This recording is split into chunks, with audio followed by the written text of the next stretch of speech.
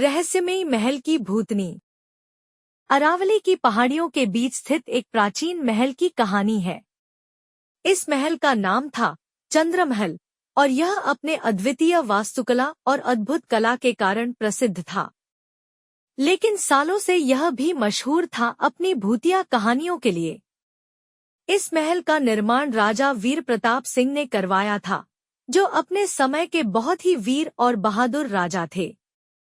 महल का वास्तुकला अद्वितीय था और इसकी सुंदरता चारों ओर प्रसिद्ध थी। लेकिन एक दुर्भाग्यपूर्ण घटना ने इस महल को अभिशापित कर दिया। राजा वीर प्रताप सिंह की बेटी राजकुमारी मृदुला अपनी सुंदरता और ज्ञान के कारण प्रसिद्ध थी। वह बहुत ही दयालु और स्नेही थी और अपने पिता के लिए प्रेरणा स्रोत थी। लेकिन एक दिन एक पड़ोसी राज्य के राजा, जो अधर्मी और ईर्ष्यालु था, ने चंद्रमहल पर आक्रमण करने की योजना बनाई। रात का समय था और महल में उत्सव का माहौल था। राजा वीर प्रताप सिंह ने अपनी बेटी की बुद्धिमानी और साहस को देखकर उसे राजमहल के सुरक्षा का भार सौंप दिया था। उसी रात आक्रमणकारी राजा ने चुपके से महल में प्रवेश किया और एक भीषण युद्ध छिड़ गया। राजकुमारी मृदुला ने अपनी वीरता और साहस से धूर्त राजा का सामना किया। लेकिन दुर्भाग्यवश एक धोखेबाज सैनिक ने मृदुला को धोखा देकर उसे मार डाला। उसकी मौत के बाद कहा जाता है कि उसके आत्मा ने महल को कभी नहीं छोड़ा। उसकी आत्मा महल के हर कोने में महसूस की जाती थी। महलों में रात होते ही राजा वीर प्रताप सिंह ने देखा कि उनकी बेटी की आत्मा रोते हुए महल के गलियारों में घूमती थी। कई सेवकों ने भी बताया कि उन्होंने मृदुला को महल में देखा है। लोगों की डर से महल धीरे धीरे खाली हो गया और वीरान हो गया। सालों बाद एक युवा पुरातत्वविद, जिसका नाम था अर्जुन, चंद्रमहल की कहानियों से बहुत प्रभावित हुआ।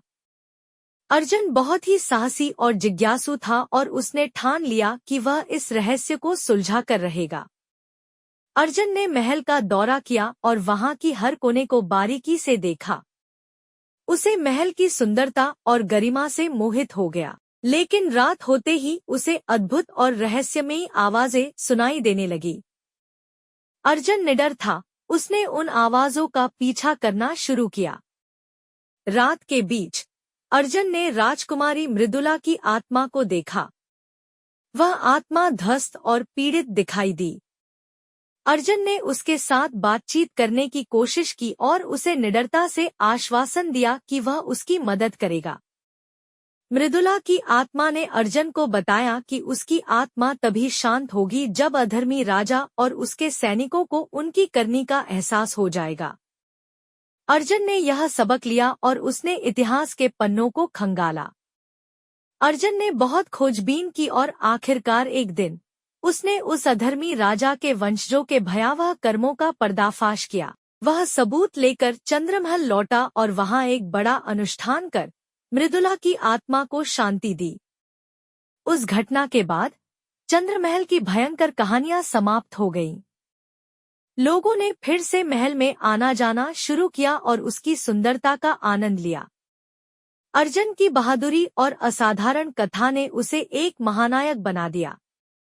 आज भी चंद्रमहल अपनी रहस्यमयी महिमा और अद्वितीय वास्तुकला के लिए प्रसिद्ध है, लेकिन लोगों को मृदुला की आत्मा का साया अब कभी महसूस नहीं होता।